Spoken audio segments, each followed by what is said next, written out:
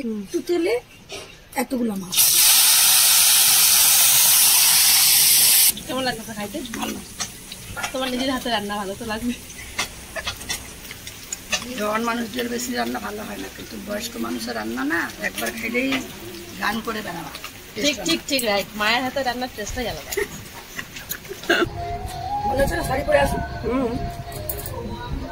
লেহেঙ্গা লেহেঙ্গা। আমার এখনকার রোজকার রুটিন সকালে ঘুম থেকে উঠে স্নান সারা এবং তারপরে পুজো করা। আমি মা কালীর নিত্য পুজো করি, সকাল সন্ধে মা কালীকে আমি পুজো করি, কারণ আমার জীবনে এখন বর্তমানে ভীষণ সমস্যা রয়েছে বন্ধুরা, ভীষণ সমস্যার মধ্যে দিয়ে আমি চলছি। তো এই সমস্যা থেকে সমাধানের আমি একটাই পথ পেয়েছি, মা কালীকে স্মরণ করব, সমস্ত কিছু মা কালীর উপর ছেড়ে দিয়েছি, তিনি যা করবেন সেটাই আমি মাথা নত করে মেনে নেব। তো সকালবেলা ঘুম থেকে উঠে আমার সমস্ত কাজকর্ম পরিষ্কার পরিচ্ছন্ন হয়ে আমি পুজো করেছি। প্রত্যেকটা নিম্ন মধ্যবিত্ত পরিবারের মতো আমাদের বাড়িতেও গামছা ইউজ হয় এবং আমি গামছাটাকে সেখানে মেলে রেখেছি। এখানে আমি রান্নাবান্না করি, তোমরা যারা জানো আমাকে, কিন্তু আজকে আমি রান্নাবান্না করছি না, রান্নাবান্না করছে আমার শাশুড়ি মা। আমরা কয়েকদিন থেকে শাশুড়ি মার আন্ডারে খাওয়া দাওয়া করছি, তিনি রান্নাবান্না সমস্ত কিছু করছেন, আমি তাকে টুকটাক একটু হেল্প করে দিচ্ছি। তবে ঘরের লাইট বন্ধ করে দিয়ে মার কাছে চলে যাবো এবং সেখানে গিয়ে দেখছি মা অলরেডি ভাত বসিয়ে দিয়েছে এবং তিনি কিন্তু মাছের ভাজাটা স্টার্ট করে দিয়েছেন। মাছের একটা দারুণ কাহিনী রয়েছে, কোথাও একটা শ্মশান রয়েছে এবং তার পাশে নদী আছে, মানে ডোবা আছে, পুকুর আছে, সেই পুকুরে ভীষণ মাছ কিলবিল করে। তো সেখানে গিয়ে আমার হাজবেন্ড একটু দেখে ফেলে যে মাছ কিলবিল করছে, ও কিন্তু মাছ ধরা ভীষণ শৌখিন। তো সেখান থেকে সে তার 2-3 জন বন্ধু বান্ধব মিলে গিয়ে মাছ ধরেছে এবং মাছ আমি বলেছি যে আজকে যাচ্ছ, যাও মাছ নিয়ে বাড়ি আসবে, ঠিক আছে। তো মাছ নিয়ে এসছে, প্রায় 1 কেজির মতো মাছ সেখানে ছিল।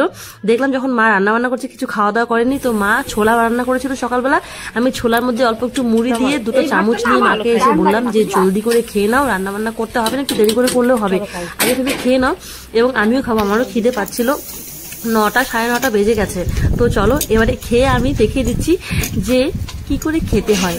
হ্যাঁ চলো দেখিয়ে দিচ্ছি, আজকাল তো ইউটিউবে এগুলোই চলছে। তো চলো আমার ভিডিও তোমরা দেখো।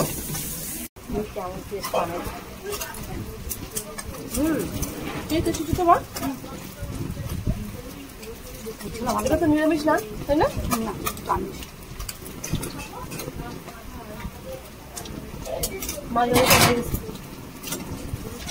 তোমাকে জল দিয়ে দেবো।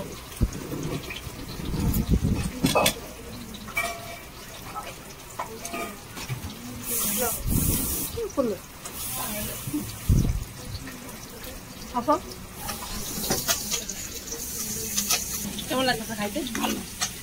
তোমার নিজের হাতে রান্না ভালো তো লাগবে। এটা হলো শাশুড়ি বউয়ের খুনসুটি। জওয়ান মানুষদের বেশি রান্না ভালো হয় না, কিন্তু বয়স্ক মানুষের রান্না না একবার খাইলেই গান করে বেড়াবা। ঠিক ঠিক ঠিক রাইট, মায়ের হাতে রান্নার টেস্টটাই আলাদা। একটু তেলে এতগুলো মাছ। আমি অল্প অল্প তেল দিলাম, আমার বেশি তেল লাগে।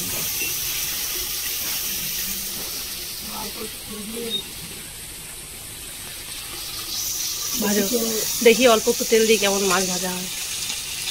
এই দেখো না, তুমি দেখো একটুখানি তেল দিচ্ছি। ওইটা আজকে আমিও দেখবো আর আমার ভিউয়ার্সদেরকেও দেখাবো যে অল্প একটু তেলে কেমন করে অনেকগুলো মাছ ভাজা যায়। মা মাছটা নাড়িয়ে দিই। একটা কথা অনেক বউরাই মানতে চায় না, যে ছেলেরা কিন্তু বেশিরভাগ কিন্তু মায়েদের হাতে রান্নাকেই বেশি পছন্দ করে। কিন্তু হ্যাঁ, কিছু কিছু ডিশ রয়েছে যেগুলো আমরা বউরা রান্না করে ছেলেরা চেটে পুটে খায়, কিন্তু মায়ের হাতে রান্নার টেস্টটাই আলাদা। মাছ রান্না হয়ে গেল, লাউ পাতা চাটনি করেছে আমার মা, সেটাও হয়ে গেল, ভাত রান্নাও হয়ে গেছে।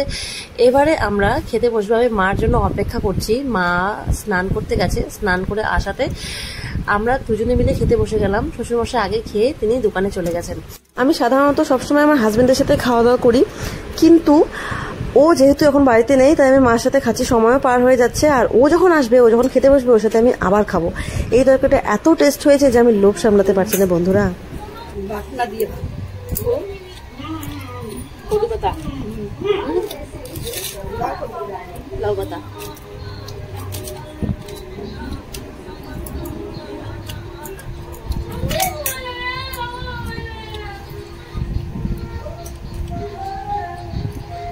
মনে হচ্ছে শাড়ি পরে আসো। লেহেঙ্গা লেহেঙ্গা।